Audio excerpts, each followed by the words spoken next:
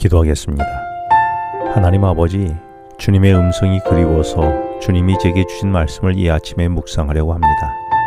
주님의 음성이 바르게 들리도록 성령 하나님 도와주시옵소서. 예수님 이름으로 기도합니다. 오늘 묵상할 말씀은 지난 시간에 이어서 로마서 5장을 다시 묵상하겠습니다. 반복되는 말씀 속에서 주님의 음성을 듣게 되기를 바랍니다.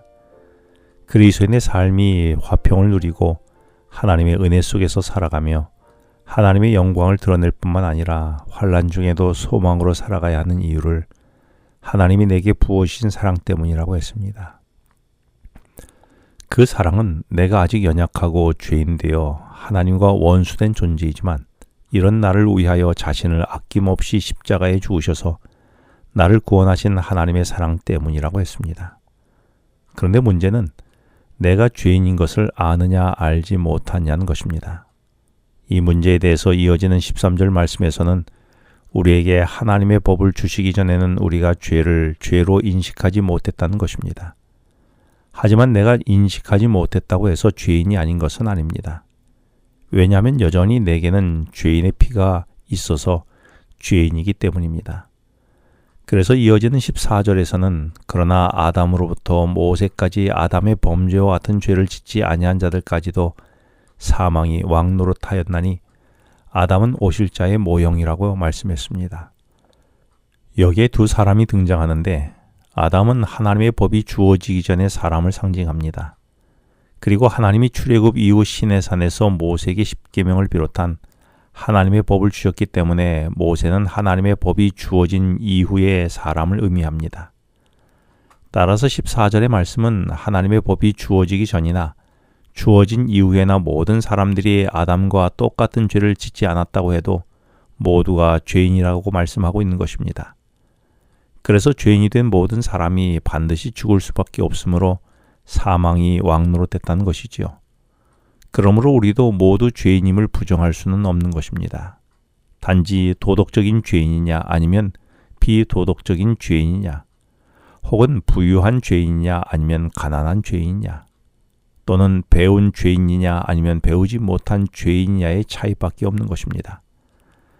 나는 내가 죄인임을 인정합니까? 정말입니까? 만일 내가 죄인임을 인정한다면 내 삶의 태도와 상대를 대하는 태도가 많이 달라져야 하지 않을까요? 내가 죄인임을 깨달은 사람은 교만할 수가 없는 법입니다. 그래서 14절 마지막 부분에서 아담은 오실자의 모형이라고 했습니다. 여기서 오실자란 예수 그리스도를 가리킵니다.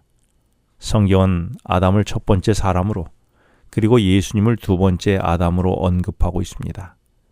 이렇게 하여 아담과 예수님을 모든 사람들 대표하고 상징을 갖는 자로 성경은 언급하지요. 그래서 아담과 예수님은 그분의 행위로 모든 다른 사람에게도 영향을 미치는 상징적, 실제적 존재가 된 표상적 인물이 된 것입니다. 따라서 첫 번째 사람인 아담이 죄를 지었으므로 그 피가 죄로 인해 더러워졌습니다. 그래서 그 피를 타고난 모든 사람들은 모두가 죄인이 되게 된 것입니다. 그런데 이에 반하여 예수 그리스도는 아담과 전혀 다른 일로 표상적 존재가 되셨습니다. 어떤 존재인지를 15절에서 그러나 이 은사는 그 범죄와 같지 아니하니 곧 한 사람의 범죄를 인하여 많은 사람이 죽었은즉 더욱 하나님의 은혜와 또한 한 사람 예수 그리스도의 은혜로 말미암은 선물은 많은 사람에게 넘쳤느니라고 말씀했습니다.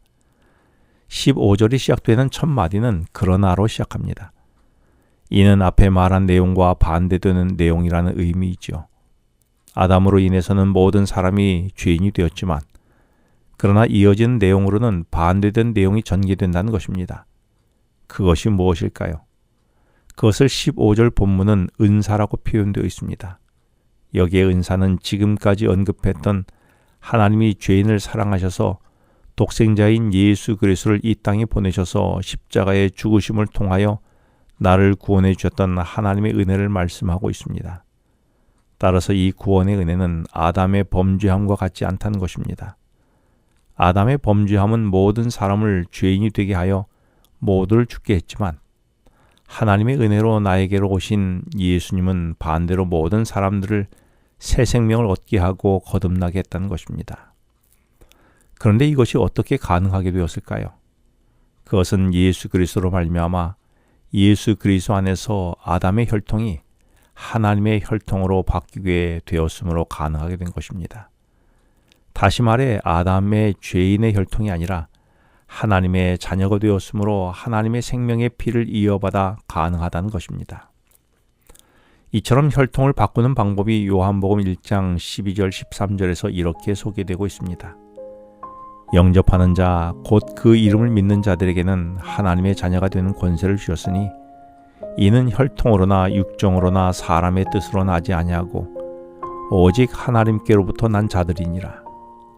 따라서 내가 예수 그리스도를 믿으면 예수 그리스도 안에서 예수님께서 흘리신 피로 우리의 신분이 바뀌게 되어 하나님의 자녀가 되고 그래서 하나님의 생명적 존재가 되는 것입니다. 그렇다면 나는 나를 위해 십자가에 피 흘려 주신 예수를 믿습니까? 그래서 그분을 영접했습니까? 기도하겠습니다. 하나님 아버지, 제가 죽을 수밖에 없는 죄인임을 고백하여 겸손하게 하시고 대신 주님으로 인해 새 생명을 얻는 존재임을 믿어 오늘을 하나님의 자녀로 살게 하여 주시옵소서. 예수님 이름으로 기도합니다. 지금은 개인 기도 시간입니다. 오늘 주신 말씀을 묵상하면서 주어진 기도 제목과 개인 기도 제목을 놓고 기도하시겠습니다.